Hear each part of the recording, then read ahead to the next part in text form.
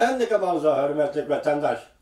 Bugün bu her bir leksiyaya vaktini eğitişim gerek mi, eğitmezliğim gerek mi bilmedim. Hazır bunun kımırda bugün Çiğislağa 2019 yıl 3. ayının 12. günü haftiga seyşembe. Mavzumunda. Cungu Soda bu için murassa kılış layihası oturup koydu. Yenile sodalışış, bahatalışış. Mavzula haber. 3. ayının 11. günü New York Vakt gezisi ilan kılındı. Haber mındak başlandı. Haftanın 6. günü Cungu'nun bir nefer yukarı derlik soda ameldarı Amerika Cungu iki devletine murassali iki takırık kıldı. Soda kilişimi asalla muş yıl baharda imzalamakçı oldu.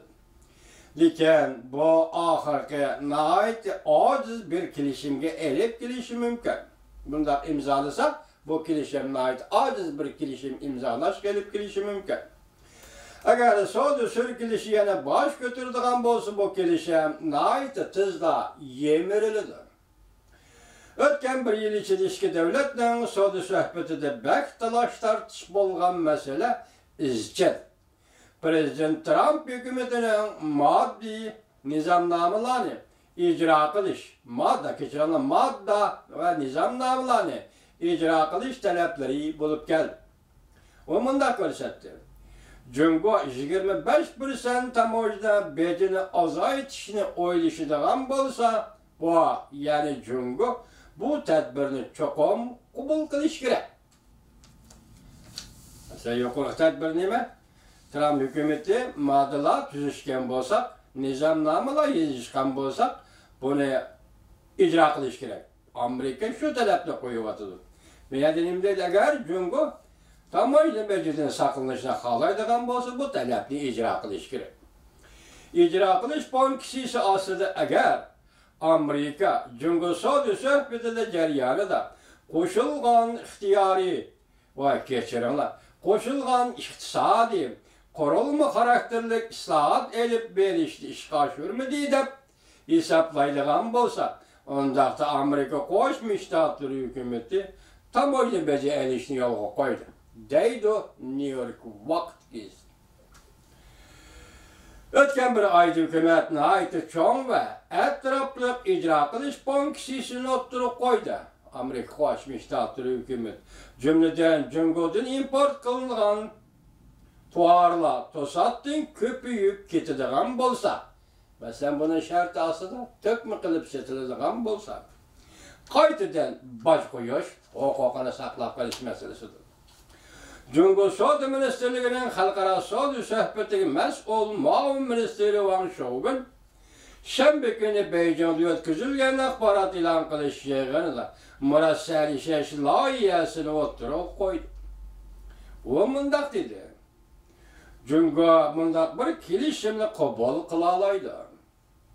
Yani kilişim imzalangan iken iki taraf bir-biriga soda hareketi kullanıdığan baraverlik hukuku beriş.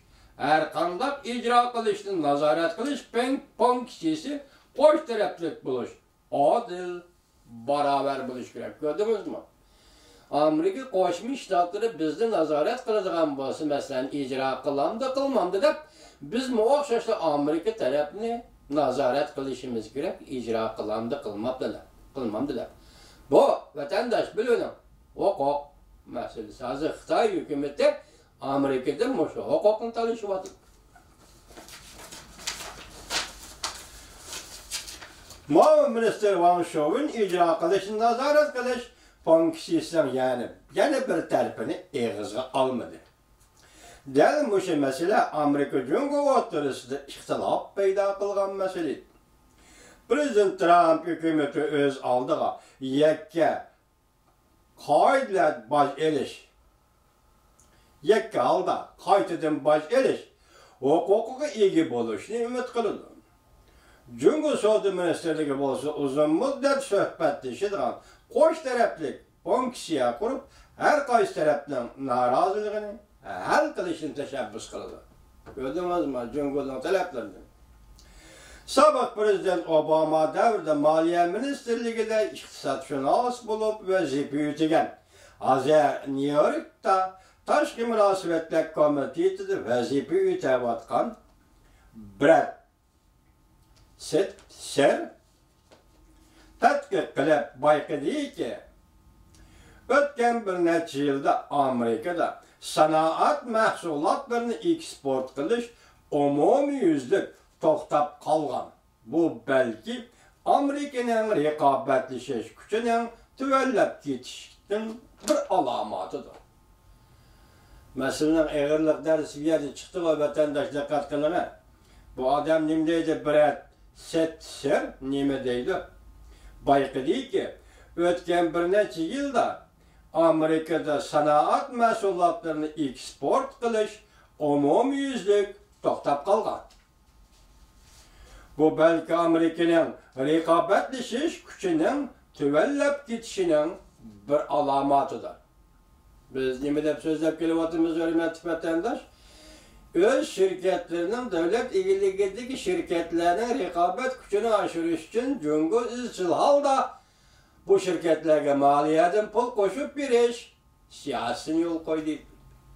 Lekin unda qilmaydigan shirketlar foydagami o'ziga, ziyongami o'ziga degan muomala bilan shirketlarga muomala qiladigan Amerika Qo'shma Shtatlarining shirkatlari bu raqobatda tutib chiqolmadi. Natija mana chiqdi endi vatandosh, ko'rdingizmi?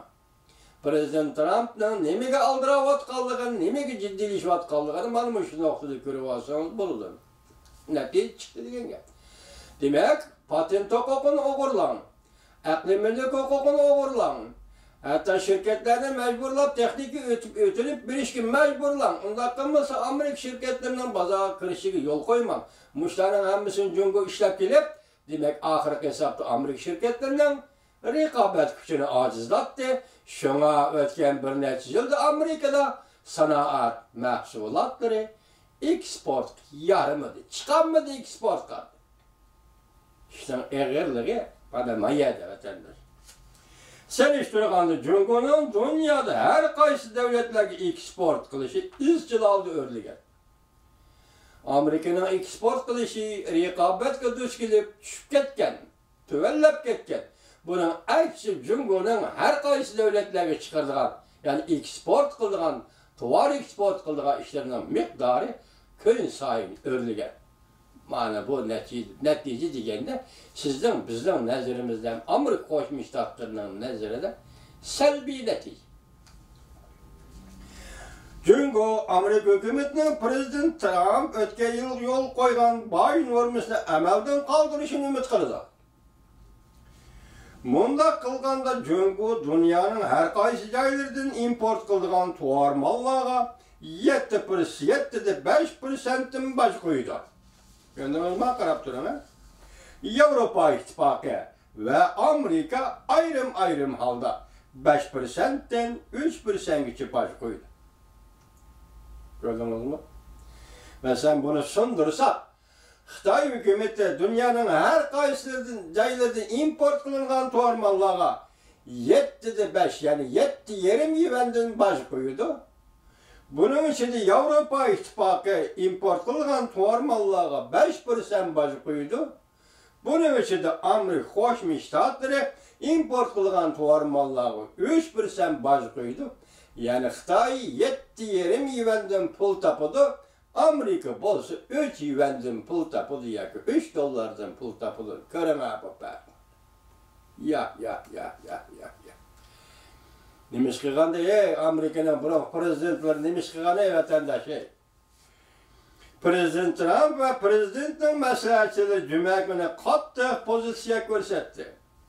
Prezidentdan ta shunday faraz qildi, agar Jungo bilan savdo kelishimi imzolaydigan bo'lsa, paychak bozorida baho tushib ketadi. Demak, imzolamasa paychak bozori qanday o'zgardi? İmzalasa paychak bozori qanday o'zgardi? Mana bu yer prezident Trump nima deyapti?